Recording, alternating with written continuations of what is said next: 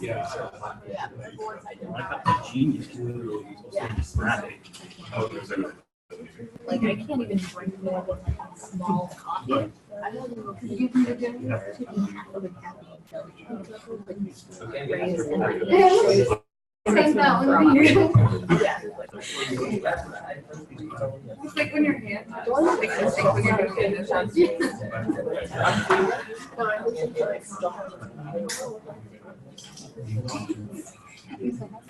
I think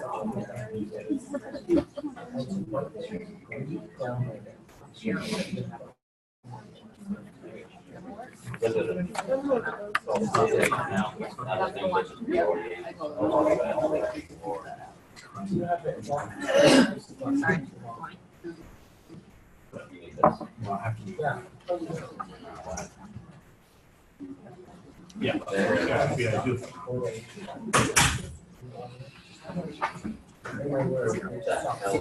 so. Yeah, it's a creepy picture. I don't know how I feel about this picture. Looks like a dead person. It's a self-portrait. So he's not dead, because that would be rather difficult to do.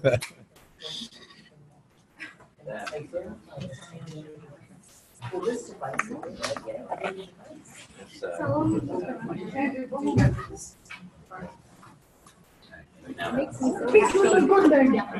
so happy that you're like, I'm older than you.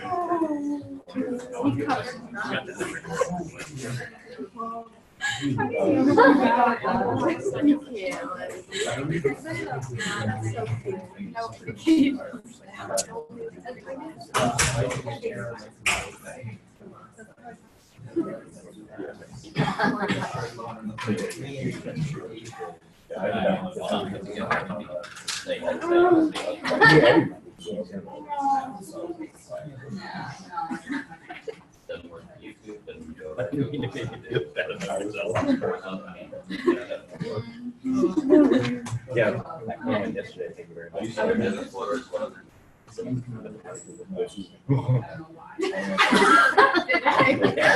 oh yeah. Behind me. At the rehearsal.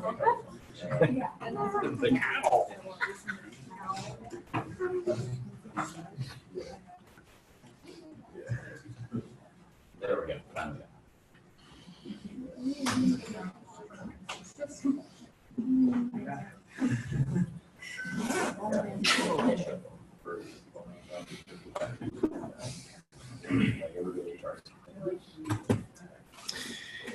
Well, why don't we get started and today spend a little bit of time looking at liver function tests. One of the major set of clinical chemistries that are used for a whole variety of different purposes, because the liver is not only such a significant organ because of its functionality, but it's also a target in terms of toxicity from a number of different medications. And that largely comes from the fact that so much drug metabolism goes on in the liver that if there are any kind of metabolites that are cytotoxic, they show up primarily in terms of killing off the hepatocytes. This painting was just one that, so I was just coming up with something that had alcohol in it, right, because of hepatotoxin. And this, this painter, Max Beckmann, is a very well-known artist after World War I in a type of painting called German Expressionism. And it just so happens that Colby College in the Art Museum there this summer had a large number of German Expressionists, of which Beckmann is one, that they had. So it just kind of freshed my mind. This is self-portrait, and you can see that this Expressionism comes across in a fairly dark manner. You see a lot of dark colors, you see a lot of blackness in these paintings, and for the most part, these painters had been in the military in Germany during World War I, and had experienced a lot of the traumatic sights and scenes and smells of the fronts, which, as you recall, millions of people got killed in these trench warfare approach to war during World War I. So they were basically trying to express some of this emotionality, and so it comes across very dark and distorted. But there's, in this case, champagne. That's the whole purpose in terms of the topic for today. So, the liver. As you know, it's critical for so many different functions, and it sits underneath the rib cage where, under normal circumstances, you cannot feel it. You can, well, if you really press hard underneath your rib cage up, you might be able to feel the bottom of the liver. But when you have certain types of inflammatory diseases, hepatitis, things of that sort, it'll start to swell and it'll actually come down below the rib cage. So during an exam, an abdominal exam, you can feel, if you can feel the liver, then the liver is not the way that it should be. It's either inflamed or it's possible that there's cancer in there. There could be a variety of different things. But so it is protected, and it receives a tremendous amount of blood supply. And in terms of the blood supply, really this little area right here is what's significant, in the sense that not only does it get arterial blood and of course drains the venous blood, it has the portal vein that's coming up from the intestines with all of the nutrients that have been absorbed from the gut, and that is going to be the source for a lot of substrates being used by the liver, and the liver also metabolizing a lot of these. Last time talked about the lipids, chylomicrons that are going to come through the portal tract and into the liver, and with all of these parenchymal cells can take up lipid and process particles and things of that sort. The other thing to recognize is that the pancreas, sitting right in here, the output from the pancreas in terms of insulin goes pretty much, a large fraction of it goes into the liver. And the liver pulls out about 50% of the insulin that's produced on first pass. So, a lot of, again, metabolism that the liver is able to accomplish.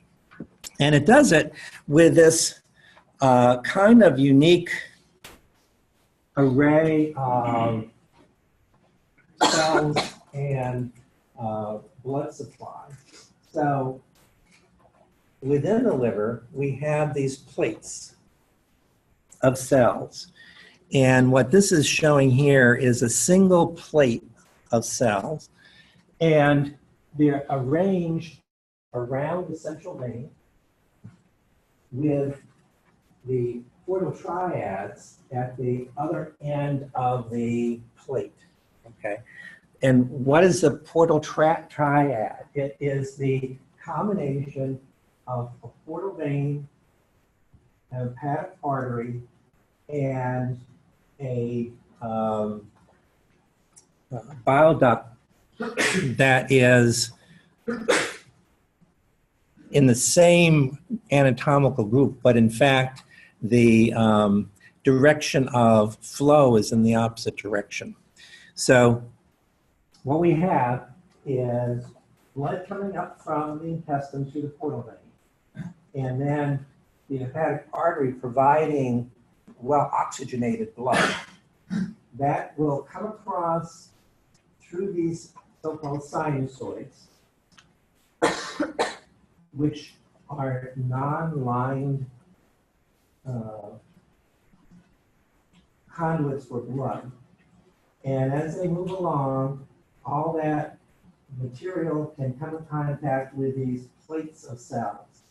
And so by the time you get to the central vein, a lot of the nutrients, a lot of, say, if there's drugs that are going to be extracted for metabolism, will have occurred. And so blood goes from the portal triad to the central vein. And on the other side of the plates of cells that line the sinusoid are the cannuliculi, which is where bile is flowing. So bile produced by the hepatocyte gets secreted into the cannuliculi, just on the opposite, basically on the opposite side of the hepatocyte from where the blood is. And now that flows countercurrent into the bile duct. And then the bile duct will go, these smaller ducts or ductules will then combine into with more and more of them until you get the common bile duct, which will go into the gallbladder, and then from the gallbladder into the intestine. So we have this kind of unique arrangement where there's very good contact between the blood and things that need to either be taken out or secreted into the blood, and these cells. If we damage the liver, so here's our nice brownish organ, smooth, glistening surface. If it gets damaged repeatedly and repeatedly and repeatedly, the end game is cirrhosis, where now instead of having all those nice plates of cells, you now have scar tissue that has replaced those plates. So if we just come back and look, instead of having this nice array, which allows for blood to flow in one direction, bile to flow in the other direction, everything nice and uniform, just think about it. If you replace this section of cells with connective tissue, just scar tissue, it alters the hemodynamics. You can't get blood through there. You don't have any cells that are metabolizing anything. And so you end up with major dysfunction of the liver, and with that, the consequences of that fibrotic response. So these, these examples are just a very, very small smidge of things that could cause cirrhosis. Or, I mean, we don't even have to say cirrhosis. It could be just causes of liver dysfunction, okay? Things that are not as severe. So viral infections. So viral hepatitis, pretty common, but depending on which version, so is it hepatitis, in this case, B and C are the ones that produce chronic infection of the liver, and over years of underlying damage to the parenchyma, you end up with cirrhosis. But if you have, for example, a hepatitis A infection, that's pretty self-limiting. You know, you might have a month or something like that where you have some symptoms, but it clears up pretty rapidly. So depending on the viral cause, you can get either self-limiting damage, or you can get, major kinds of things. There are certainly genetic diseases, copper storage disease and the like, that can cause damage. Lots of drugs. Methotrexate I just put up there because it's a fairly commonly used agent, originally for cancer, as an antineoplastic agent, but used extensively as an immunosuppressant. And so people who might have, particularly rheumatoid arthritis is one where it's used fairly extensively. Psoriasis is also another one. You'll notice that whenever people are on those medications, periodically they'll do blood tests just to see whether or not there's significant liver damage going on. And one might have to switch off or reduce the dose or do something if there is, again, long-standing damage that can lead to scarring. Ethanol is a very common hepatotoxin, and again, depending on the abuse of it, can lead to cirrhosis or significant damage. And then other diseases that have a liver component to them that can cause damage to the liver, such as sarcoidosis, which is just a deposition of connective tissue material. It happens in all, multiple internal organs, the liver being one. When you have that, you get damage to the liver. So a lot of different mechanisms, everything from viral damage to therapeutic agents to environmental to other diseases, all can cause problems for the liver. What's good about the liver is that it's able to regenerate and recover from these injuries up to a point. And then if it's just such a chronic exposure, chronic inflammation, then it just starts to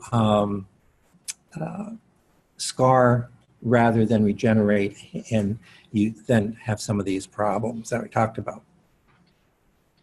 So what can we do in terms of looking for liver injury? And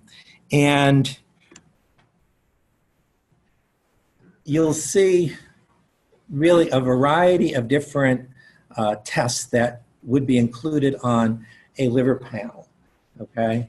But in general, we'll include something like serum albumin as a measure of protein synthesis by the liver, okay? One of its major functions, synthesis.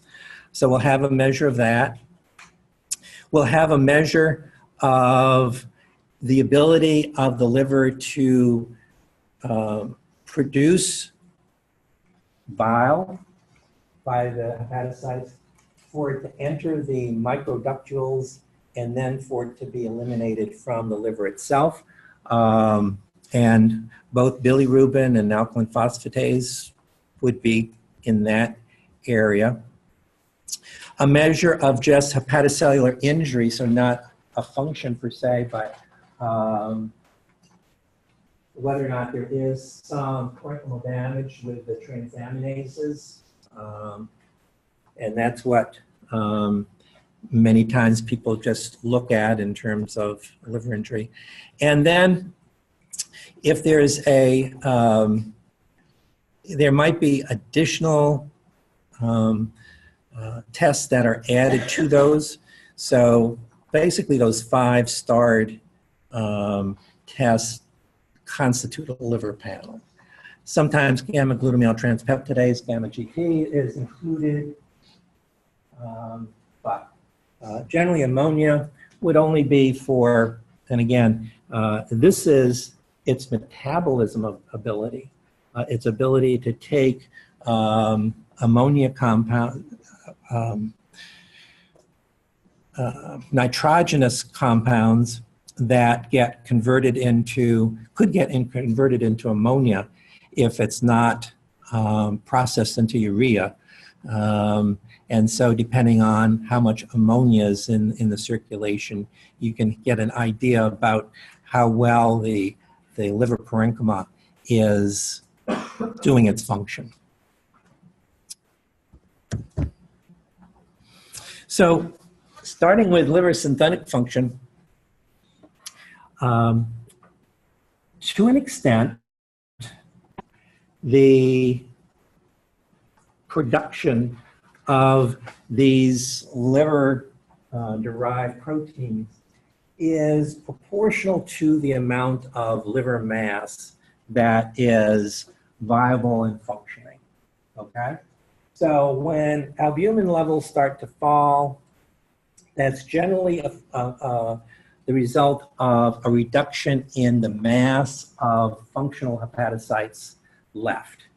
And so we'll see it used, kind of in that context, just trying to get an idea about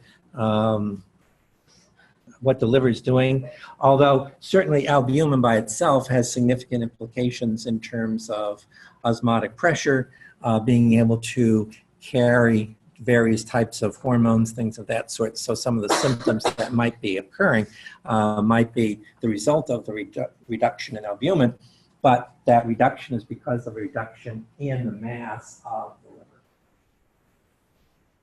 So albumin is just one, and we'll actually talk about some of the others. Clotting times are used, that's another, because so many of the major coagulation proteins are made by the liver. If the liver isn't producing these, then the clotting times will increase because the relative concentration of the clotting factors in the blood is being reduced. And so that's another measure of how well the liver is doing, is an impact on clotting times. Reduced in albumin, again, and also prealbumin. And we'll just talk a little bit about the difference between albumin and prealbumin in terms of its utility. So a question about liver functions. So of these four, which is not really a function of the liver?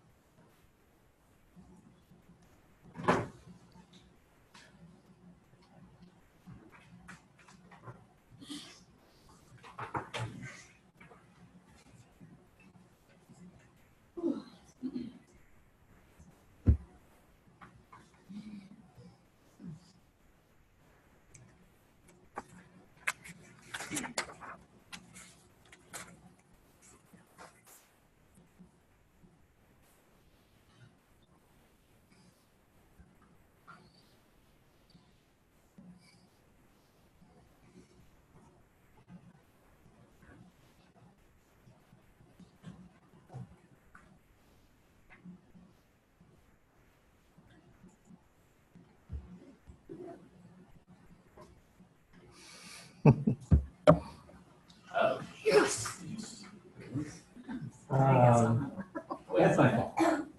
So I didn't. So in bile is where we find these large hydrophobic molecules.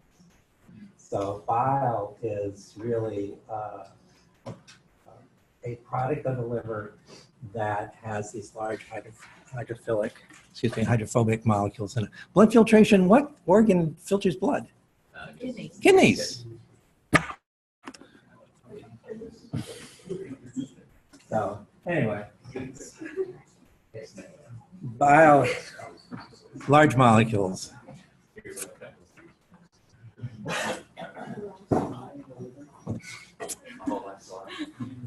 Okay, albumin.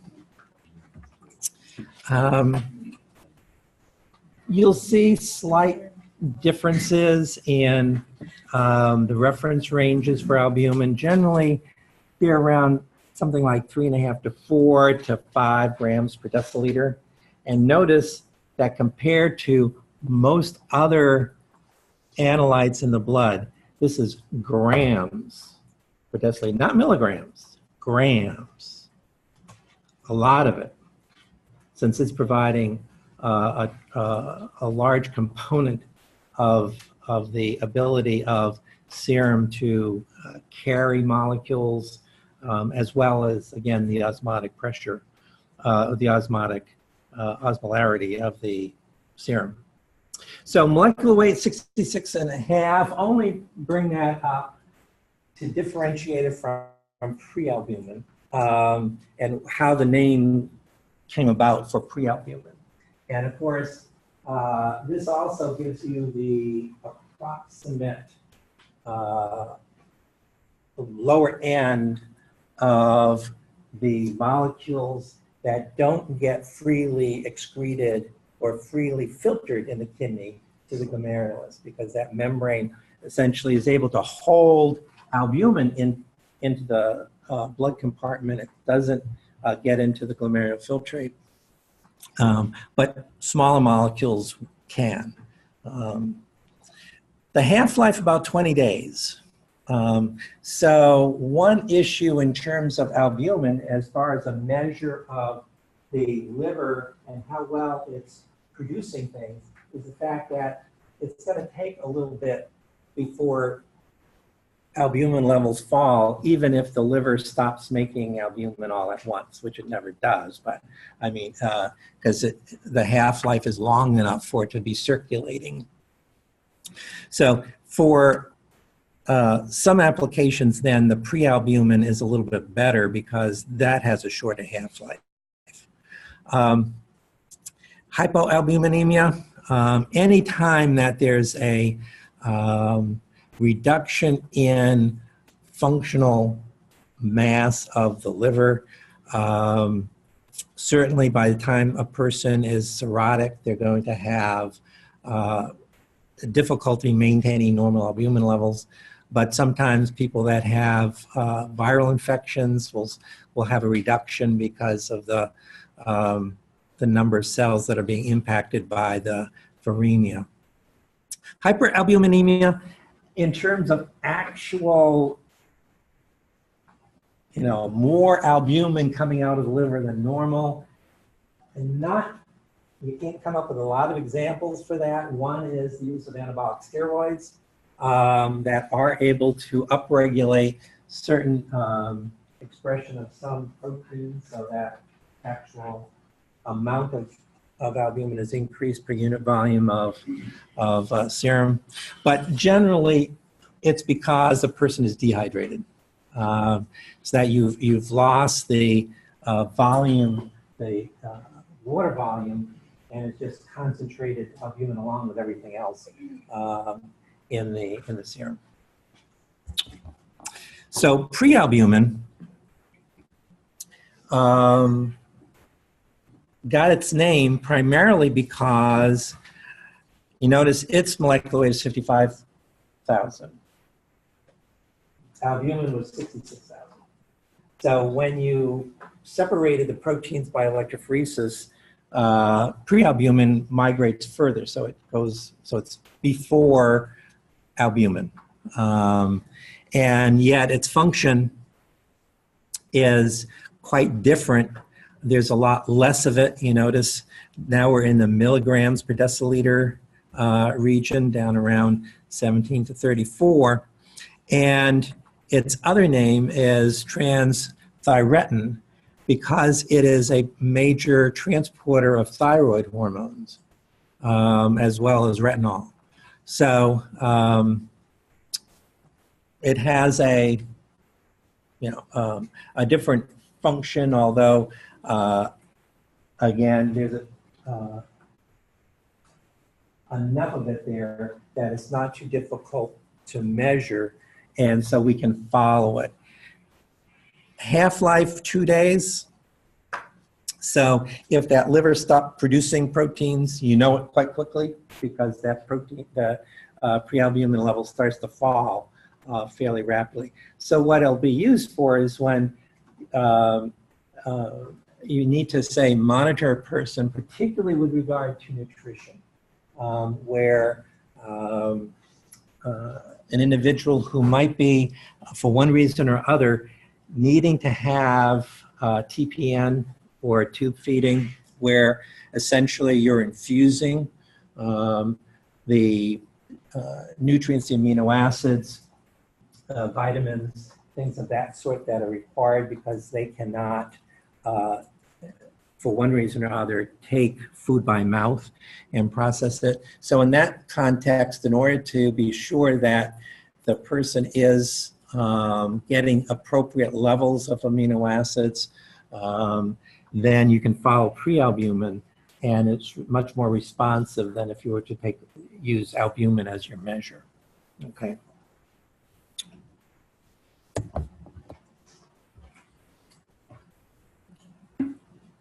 So a large group of conditions, which we group under cholestatic liver disease, are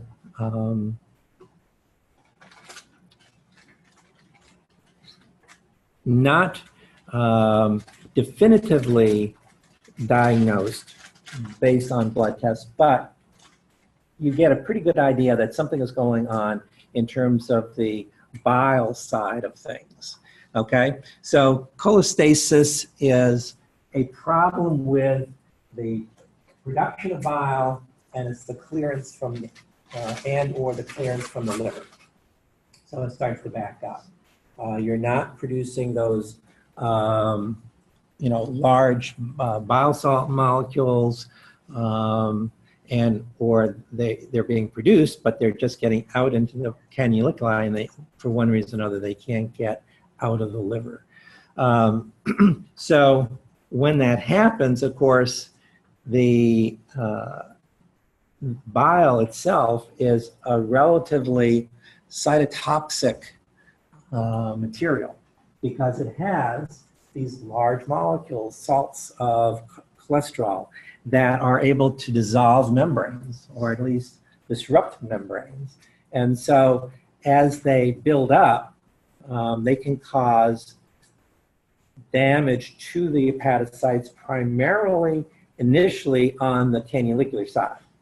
So what we'll see is that in terms of looking at liver injury, we can have measures of damage on the canalicular side or on the sinusoidal side. It is, however, possible for a cholestatic injury to be so severe that it starts to just kill off the entire parenchymal cell, and you start to see both elevate. In general, what you're going to do is there's some indication that there's a cholestatic problem.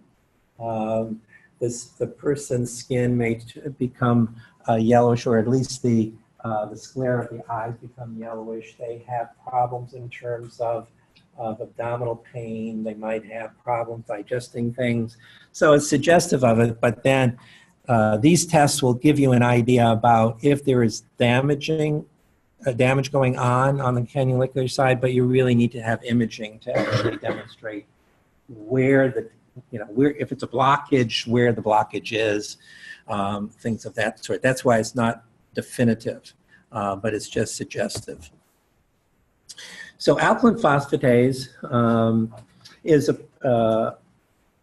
as the name says, it's an enzyme that can remove phosphate groups under alkaline conditions.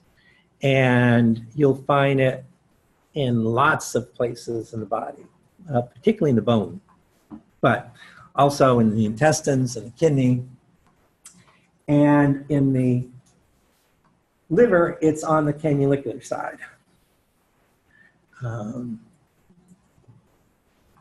When you start to get bile accumulation,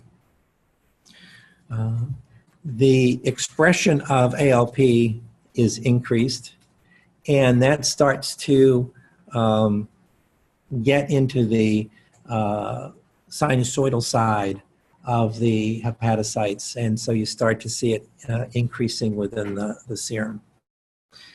Exactly why it increases isn't clear, because to an extent we don't know exactly why it's located on the canalicular side. So, but if the alkaline phosphatases are running, in the, at least the 200 or plus range, it's a pretty good indication that there's a cholestatic problem going on. And then what I can do is take a look at a couple of other enzymes that are associated with cholestatic injury. And if they've increased as well, then it's reasonably firm that there is a cholestatic injury. But again, it doesn't tell you exactly where that problem is. It just says that there is something on that side. So one of the enzymes that can be used to confirm a cholestatic injury is 5' nucleotidase. It's not normally an enzyme that's measured right off the bat. Alkaline phosphatase is. And the enzyme itself is used to reduce or part of the breakdown of nucleotides. So once, say, messenger RNA or some of the other forms of RNA are broken down, then to clear the nucleotides, they go down through a degradation process, and 5' nucleotidase is one that removes the phosphate, basically the last phosphate residue from the nucleotide. Again, present in a bunch of different tissues, but when we see it in the serum, it's generally because of liver injury. So ALP goes up, 5' nucleotidase goes up, you got a pretty good indication that there's a cholestatic injury going on in the liver. Gamma-glutamyl transpeptidase, gamma-GT. Again, an enzyme that is present on the canalicular side of within the liver, but also pretty widely distributed through different tissues. And so will be used, as I said, sometimes it's included in the regular liver panel. Other times it's used as a confirmatory test for cholestatic injury. And one of its advantages is that it doesn't have the same changes that you tend to see in ALP that's associated with particularly bone disorders. If a person is having an enhanced turnover of bone, then alkaline phosphatase many times is elevated from that source. It's used because, in addition to just confirming a cholestatic injury, in individuals who are thought to abuse alcohol or who have already been diagnosed with alcoholic liver disease, in that it tends to be elevated to a greater extent than ALP is. And so, you know, an increase in gamma-GT and then an increase in the gamma-GT relative to ALP greater than 2.5 is very suggestive of alcoholic liver disease. One of the things with alcohol is its ability to kill hepatocytes, and there are a couple of different mechanisms for disrupting the cell membrane with alcohol, and it seems as though for alcohol at least the release of gamma-GT is enhanced to a much greater extent than you would expect from other hepatotoxins. And so that's why we'll, you know, particularly in the context or if there's some other indication that there's alcoholic liver disease, then this would be a consistent finding. Yeah. Did you say that alcohol enhances the production of, or? It's the release. It's the release, yeah, from its site, which tends to be canalicular, and that's also where alkaline phosphatase is. But with alcoholic injury, which works by several different mechanisms in terms of killing the liver cell, the gamma GT pool tends to be released more readily in that kind of injury than does alkaline phosphatase. So that's why you get this differential increase. They both go up, but gamma GT a lot more. Okay. So another common liver test is for bilirubin. And unfortunately for bilirubin, it's not as straightforward as for other kinds of serum analytes, in the sense that there's multiple forms of bilirubin, and you need to keep that into mind when we talk about bilirubin. It's not just total bilirubin, but also what fractions are there. So in terms of its, where does bilirubin come from? It comes from the breakdown of heme-containing proteins, cells, and proteins within those cells that contain the heme. And so obviously the largest pool of those are red blood cells. And when they get aged and pulled out in the spleen and phagocytized by macrophages of the reticuloendothelial system, the cells will start to break down the hemoglobin in the red blood cells and release the heme. And then there's an enzyme that converts the heme into biliverdin.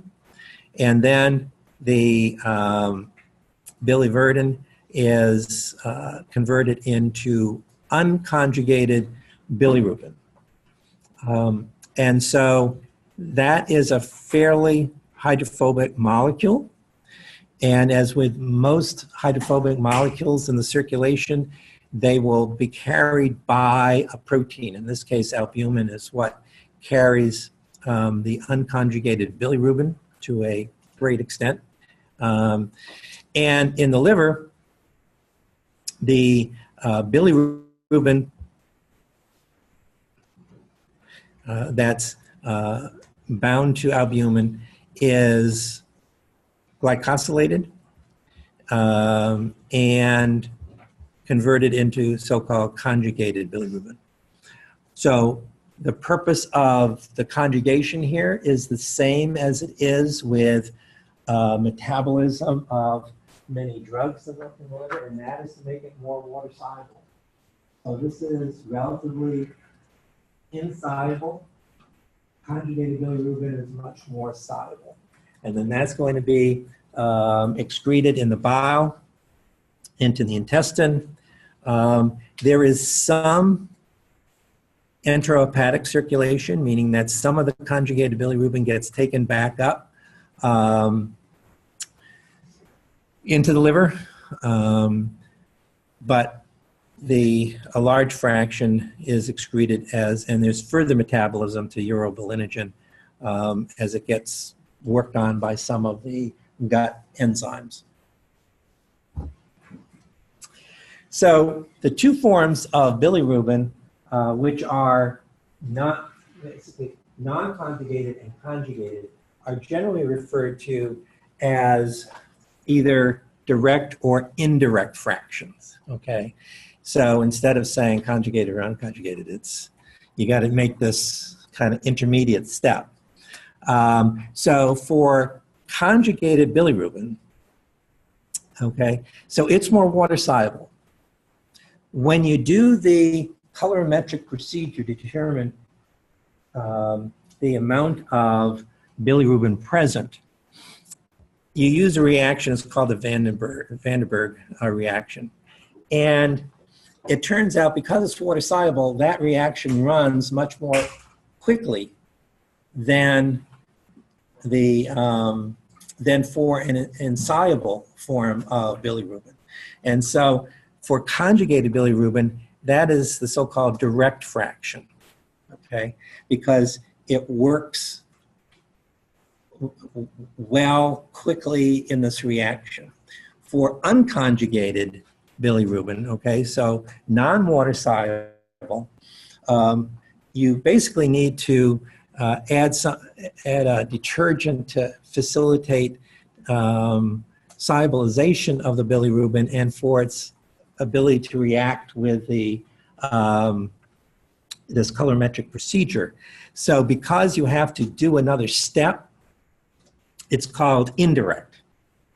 So indirect is unconjugated bilirubin. That's the stuff that is coming out of the macrophages. It hasn't been processed by the liver. The conjugated bilirubin is the direct, and that's the after the liver has worked on the bilirubin, okay? So if we look at how much total bilirubin, okay, it's a fraction to a little over 1 milligram per deciliter, so it's relatively low. Of that, most of it is non-conjugated bilirubin because much of the conjugated bilirubin goes out in the bile and is into the intestine, and so it doesn't circulate. Some of it does, again, through enterohepatic recirculation, and a little bit of it gets secreted back into the blood going through the liver. But if we see an increase, for example, in indirect bilirubin, then that's indicative of increased red blood cell destruction. So we'll see that in certain types of hemolytic processes that could be immune-mediated type of processes. What type hypersensitivity? Type 2? Type 2? Type 2? Yes, type 2 hypersensitivity reaction. Or if the ability of the liver to conjugate it has really been reduced, okay, because of damage to the liver or something of that sort. With hyperbilirubinemia, so anything greater than 1.3 milligrams per deciliter would be hyperbilirubinemia. For it to be considered conjugated hyperbilirubinemia,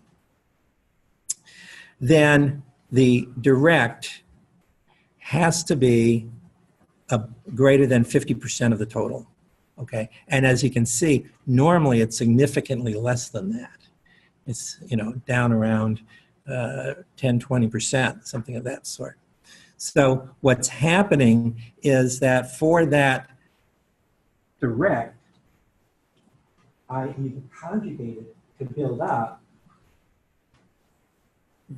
the liver can't get rid of it in the bile. So there's some kind of obstruction or something of that sort. So the conjugated basically just gets dumped back into the circulation, and you get a much higher percentage of bilirubin as the conjugated form or the direct form.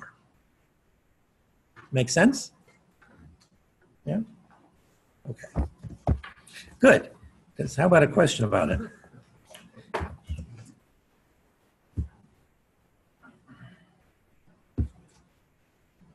Or not.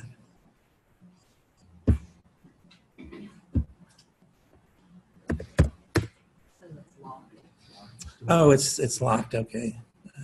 Let's unlock it.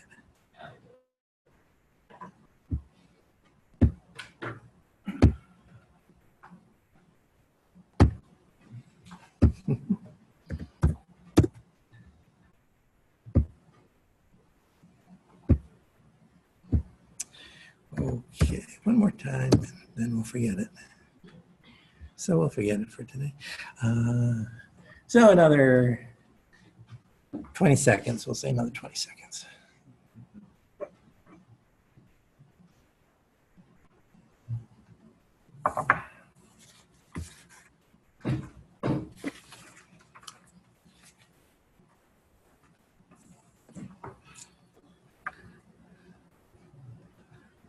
Okay.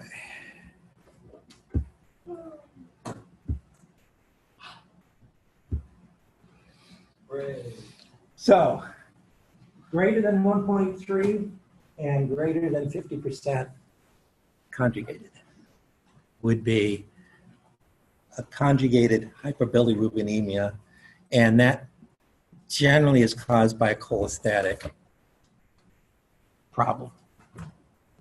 Hepatocellular injury, here we're just looking at these, are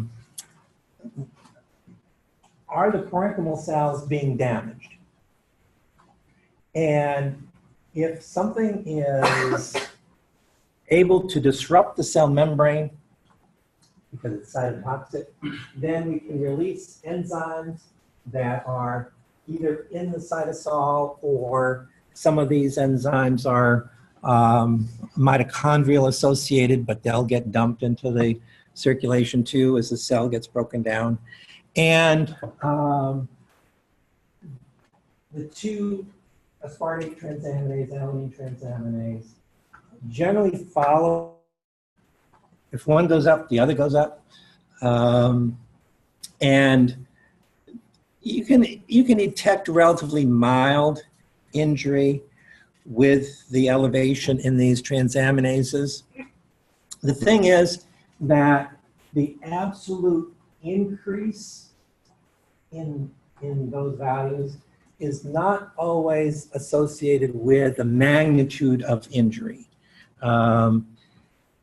You can get different stimuli. For example, viral injury sometimes really causes a massive release of these enzymes, but it tapers off fairly quickly. And overall, you haven't destroyed all of your liver or anything of that sort. In contrast, you might have a more moderate elevation, which is over a longer period of time, and you get more damage occurring in the liver. So we look for these elevations. There's nothing too unique about AST and ALT. They're present in cells all over the place. But when we see them elevated, they generally are associated with liver. You might see a little bit sometimes with kidney injury because there's a fair amount in the kidney too, but liver injury is the predominant measures for hepatotoxicity.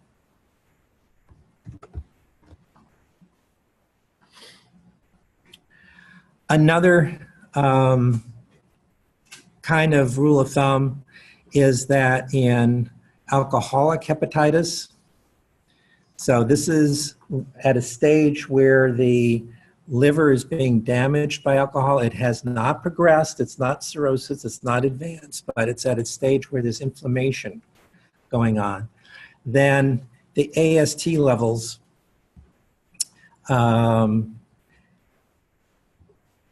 generally about twice that of the alanine transaminase. But the AST level is not tremendously elevated. It's not like we see with viral hepatitis where it'll be above 500 or something of that sort. And so, what a good general measure. So lastly is ammonia. Ammonia is the end product for nitrogenous compounds like amino acids that have amine groups on there. If the liver is not functioning appropriately to convert that amine function into urea, we'll end up with ammonia. And ammonia can be carried by the blood. You notice here we're in microgram per deciliter. So under normal circumstances, very little ammonia, because ammonia can produce, or at least is contributory to what's called hepatic encephalopathy. Which is obviously a brain disorder in which it starts out with confusion, memory loss, things of that sort, and it progresses to coma in severe cases. So people monitor ammonia in cases where there is, suspected severe liver injury and people are having neurologic symptoms. Again, the relationship of ammonia level to symptoms of encephalopathy are not tight, but they are associated. And so again, it's contextual. You have other measures of liver injury and high levels of ammonia and neurologic conditions, then chances are it's